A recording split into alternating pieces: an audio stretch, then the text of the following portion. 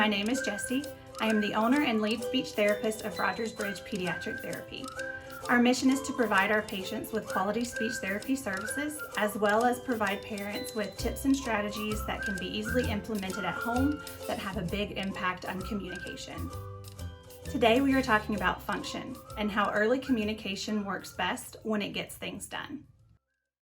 Welcome to another episode of Give Them Something to Talk About, a podcast dedicated to all things pediatric therapy.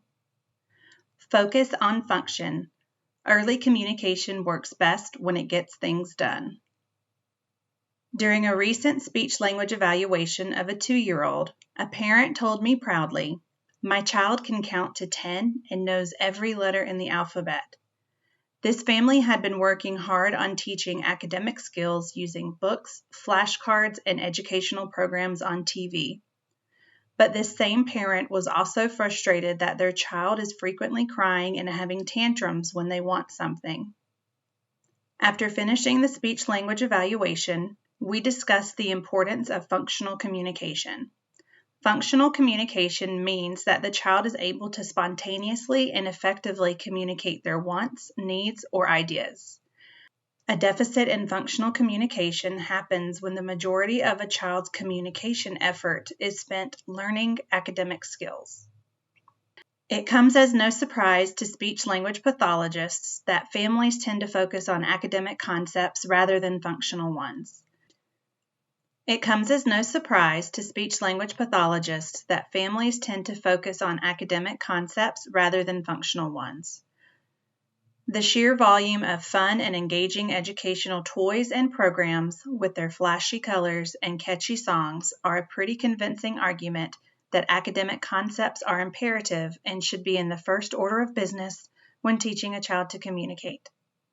Your speech-language pathologist can tell you a different story. Speech-language pathologists are helping families find a healthy balance to promote functional language skills.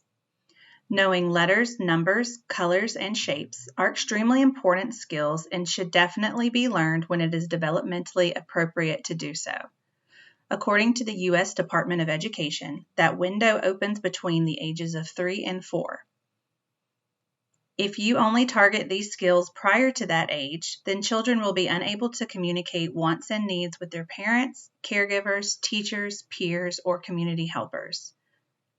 The most important skill you can teach your toddler is functional communication. You may be wondering, how do you work on functional communication at home? This is specific to each child because not every child is motivated by the same things or has the same needs. One child may be very bothered by a dirty diaper, and for them, a good functional word would be diaper, pee-pee, or poo-poo.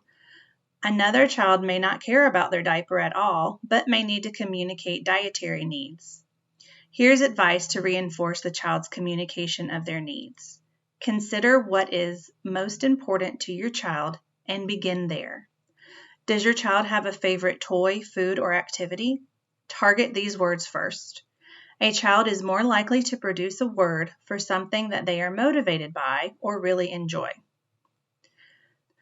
Does your family need more concrete information?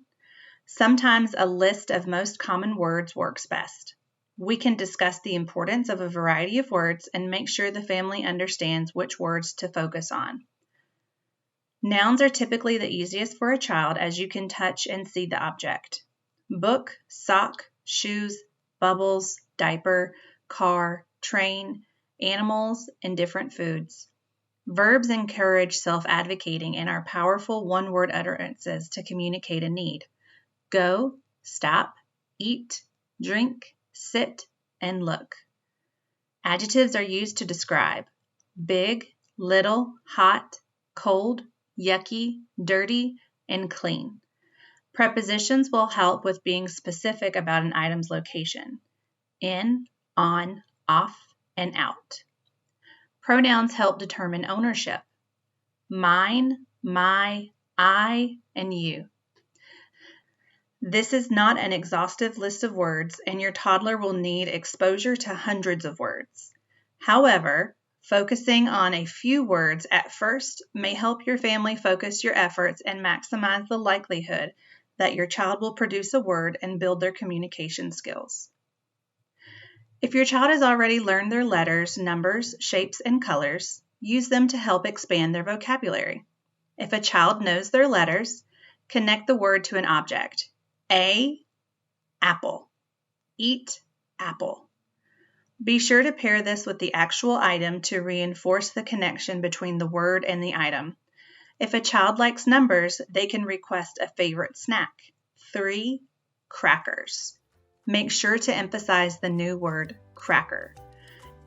If you need ideas for how to teach an individual word, check out our Model, Weight, and Reinforce blog that teaches this skill.